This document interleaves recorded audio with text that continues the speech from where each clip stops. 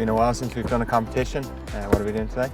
Yeah, kicking competition that we do in Connacht. Andy Friend brought it in. Only 4 players have completed it. 2 Australian players, Japanese player and Tom Daly. I haven't yet, so hopefully today will be the first day. So it'll be 5 kicks across the 22 and then 5 kicks in the general area kind of out to the 40. I'll take one, you hit one, and we'll see how we get on.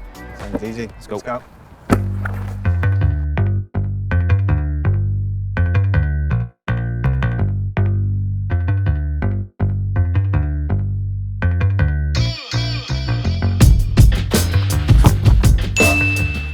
In the pizza van.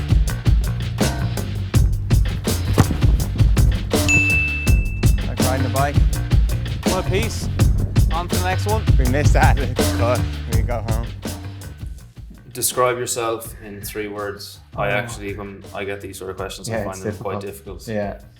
We recently had to do this with Dan Farnham, where you'd say if you had to pick a attribute about you or like that, and to describe yourself, what would the word you used? And I said for me personally would be resilience.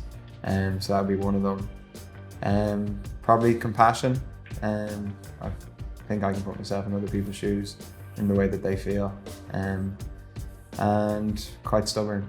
If I think I'm right, I generally would throw the toys out of the pram and think I'm correct. So something you kind of have to work on throughout your life. But they're probably the 3 I'd have to come up with now. Yeah, I'd say on that compassion one for you, we were speaking about it yesterday when we were getting ready for this, and we played you in the Rainbow Cup. I kicked 2 balls out in the full, and I think it's like in the 12th to 13th minute, you can see you run from like one side of the pitch across to me, and like in some circumstances other players in their teams would like kind of sledge you or like be like, oh, you're playing shit and stuff, but you were like, as a mate, you were like tap me in the leg and you're like, oh come on, you got this, which was kind of a strange experience. Kind of, you never really get that on a pitch. Yeah, I just know what it's like to. We've all been in that scenario. We've all made mistakes, and I've been in a scenario where I've missed kicks, and you have either or you have people rubbing your hair, or I remember Jamie Roberts came up to me and said, "Don't worry about it, get on with it," and that meant so much to me. So, like I said, if I think someone else, and at the end of the day, you're my friend more than you are a competitor across the field, so I prefer to do something like that where I know I'd appreciate it. Yeah, you kind of have a lot more respect for players, I think, when they do that to you.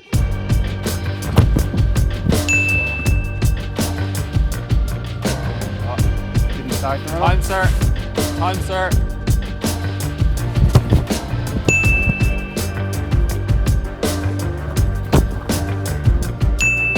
Oh, just. Almost got your car as well.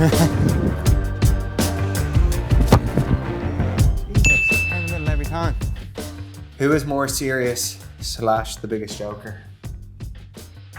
Jeez, I don't know. I think we're both quite similar. Yeah, I was thinking the same. We have a bit of both in us. Yeah, like I think people who wouldn't know me that well would perceive me as being quite serious. It's because the friend you do. Yeah. They can.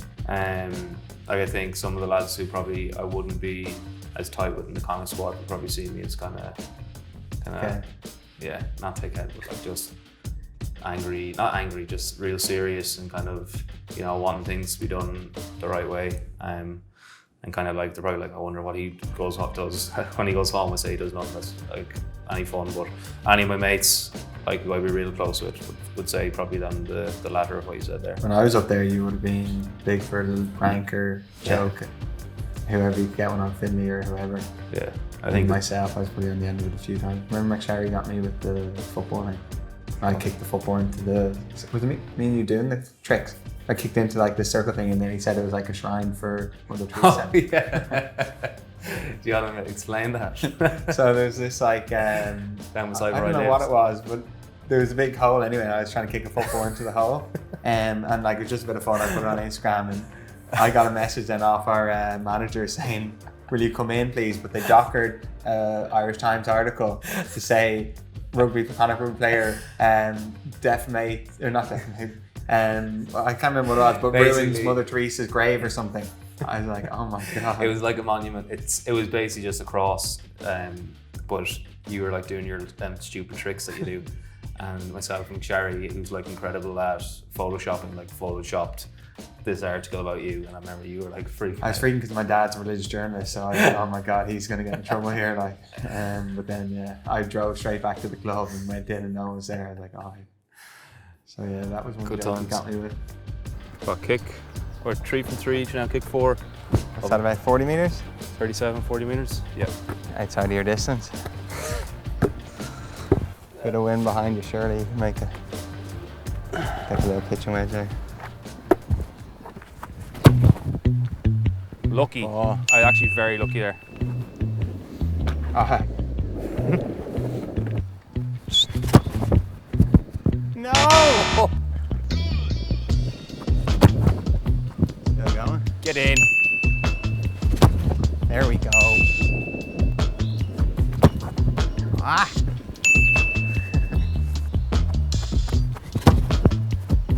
Yeah, I'm going Well, right, is you're that going left. over or not? That's over by a mile. That's in. He doesn't have his glasses on. Ooh. What was your first impression of me the first time we met? This can go one or two ways. Yeah, I didn't know what to expect. Obviously, you obviously kind of get an impression of someone before they kind of came down. I suppose from McSherry, who I was living with, he obviously would have spoke quite highly of you. I think what probably speaks volumes for you was just the way that you kind of came into Connacht. It wasn't at the start of the season, it's bang in the middle of the season. It was kind of like a messy time for you as well in terms of what was going on in Leinster, and I think the way that you came down and embraced what we were trying to do and the way you kind of fitted in and like had no, I suppose, ego about you as well. You came from a team that kind of had been quite successful, and then you added to Connacht and then ended up being successful there. So I was excited when I heard that you were coming down. Fantastic player. Was excited to probably play with you as well. So it's mad kind of how it grew into a really good friendship now as well, which is something special. Because I was thinking that on my side, I was like, I don't remember, you're not like a Bundy or real outspoken person when I come down.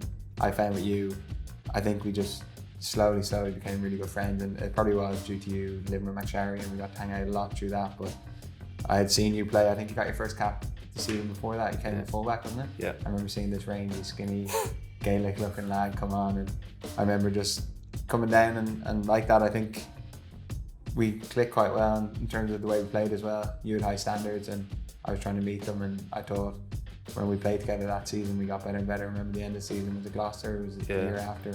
Probably had our best game, we were playing like enjoyable rugby together. Yeah, I think the point where it kind of like clicked for you and I was I had a perception the way out halves kind of had to play, like they had to be like barking at like players and like if they obviously kind of gave you a bad pass or did something poor, you'd have to kind of like give out to them.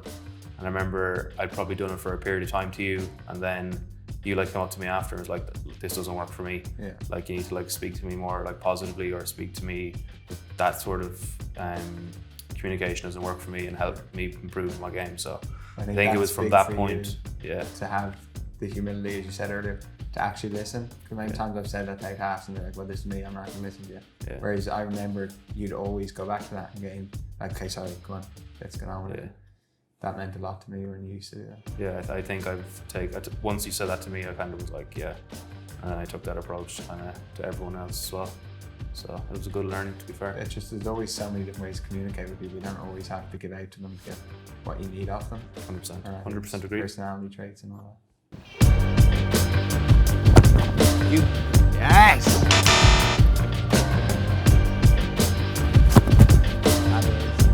That's wide. That's Oh wide. my god! Can you get my car as well? Oh, hang on. Oh, you're jammy, you are. How was jammy? Great, easy. If you had a superpower, what would it be? Can't say height.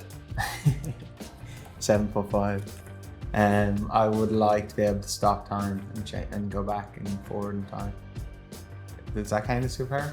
Yeah. Yeah. Is there? I'd love to just be able to go back to like Would you Stone be? Age, Dinosaur Age, go forward to 2000, 500 or whatever. And is it like a thing that you go back and change things that happened in the past, or just to like go back Possibly. and see? I think that's the type of one some go, oh, if you change your life, it wouldn't be the same. It's like, well, there is times in life you could have changed things and done things differently or better. So what about yourself? Yeah, probably something similar. I have a Muscles? no, I have a weird fascination with kind of UFOs and aliens and stuff like that. So I'd like to. There's obviously a lot of stuff coming out at the moment about like the Pentagon release and stuff. So probably be something to get an understanding. Like if I could go into the future to see what the crack is with that. There's a couple of aliens in Connacht, though. Finley and the boys. Finley, yeah. No. Come on! So easy. Down to the last. Come on! Yes! Oh. Here we go. Come on! Easy. Who's been the biggest influence on your career? It would definitely be my family for me. In particular, my mum, but even my sister and my brother did a lot for me. Probably one of the turning points in my career was when I was in Galway. My sister wrote me actually an open letter. I think it was for my birthday, and within it she included a book, and she was just saying how she thought I had so much more to give, and it was a bit of that, the way I can be perceived can be wrong sometimes, and she knows exactly what I'm like as a human being. And then was urging me kind of to go see somebody about counselling and that type of stuff, and eventually I did. Which now when I look back in hindsight, that was probably the catalyst for me to go see somebody and go down that road of understanding myself better. And could just for another human being to care that much about me, to write a letter and send it to me, I just thought it was incredible. Yeah, that's class. Like I know you would have spoken about it before when you were down in Connacht. You've spoken about it like recently, that's kind of that you went and saw someone. I think it's pretty cool that it came from your sister as well. I didn't know that aspect of it. So I still have it back at home, but and then my mum as well did a lot for me growing up, bringing me to games, stuff, going to football games and stuff like that. And she's always optimistic about everything, always saying keep going. So yeah, your mum's a legend. She's that Irish man, really, the West of Ireland. Yeah. And what about yourself? I suppose outside of sport, my cousin Brian, who passed away, probably would have been the biggest one. He, I suppose my kind of career was kind of like pretty inconsistent, a lot of ups and downs. On the year before, I think it was 8 months or probably 8-9 months before I got capped, he unfortunately passed away, and he would have been even if I had played like a horrific match, he would have been like screaming at the TV and calling kind of all the other fellas, like giving out whatever, not giving out, but saying that they're the ones who are doing things wrong. Or so he never had a kind of bad word to say about me. And then I think we were flying to South Africa to play the Cheetahs, and he was quite sick at this time, and I remember he walked me to the door, and it was kind of like his way of nearly saying goodbye. And one of the things he kind of said before that to me was not to have any regrets, and to he knew that I had more in me. So I think after he passed, it was definitely something that I kind of took with me. And I probably wasn't for them words that he gave me, I probably wouldn't have got rid of that inconsistency that I would have had for years, and probably the enjoyment element of it as well. I probably didn't enjoy it as much. So so that are probably the things. I remember around that time, and I think that gave you that new perspective of it all, didn't it? How much you appreciate it then. As we said, when you were a little bit younger, you probably put yourself under a lot more pressure. I think after that, you just started playing with this freedom that you understood how fickle life can be. And watching you, I remember when you scored the chip over the top against Leinster and stuff like that, it was just a breath of fresh air to see you expressing yourself. And I'd say maybe that was partly to do with that and kind of letting the reins go. Yeah, I think so. It's only kind of a game at the end of the day, isn't it? QA. This is sudden death. Sudden death. It's missed. Is it? Come on! Oh my God. That is so jammy. That's short. That's... I'll let Coons go with Came that. out the wrong side at the end. Jack went a bit below the belt at the end with a bit of sledging, but he needed a confidence booster after his percentage this season, so Well done, congrats.